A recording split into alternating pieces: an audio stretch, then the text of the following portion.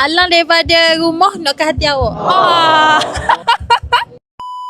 Hai semua guys, hari ni kita ada special guest. Kita ada Alang dekat Natural Tepung. So Alang dari mana nak ke mana ni? Alang daripada rumah nak ke hati awak. Salah. Alang ada hal kejap dekat Petronas Kapur Raja. Kapur Raja. Okey, Alang mai singgah NN ni, gapo Alang makan?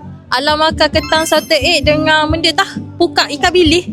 Set buka bilik. Oh, set buka bilis. Ya. Okey Alang, banyak-banyak hak Alang makan tu, set buka bilik apa semua tu, gapo hak Alang paling suka? Alang suka salted egg lah. Kuah dia tu kan, yang boleh kata, dia dok terlalu masing. Kalau ada orang sampai masing pekok, dia boleh makan. Sampai kan pukat ikan bilis tu kan. Bila Alang makan, tolong guna kat salted egg tu buat sos dia. Sebab memang sos dia tu, jadi barang. Dari barang. Okey, so Alang boleh tak kalau macam bagi tahu sikit customer kita rasa apa yang special dekat NN ni? Okey, awak mu. Jarang kita jumpa kedai hok celok-celok tepung ada bingsu.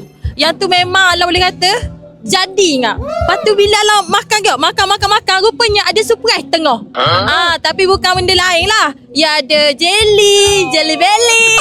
Ya ada banyak lagi. Dia ada konflik dalam tu. Ya. Okay, so yang itu paling favourite ke? Yang tu paling favourite. Manis dia dok manis sangat-sangat. Ya, dia dak manis sangat. So awak kalau nak cari design, nak cari celok tepung, kita boleh jumpa dekat NL Celok Tepung. Okay, so kita jumpa dekat sini. Okay semua? Bye-bye.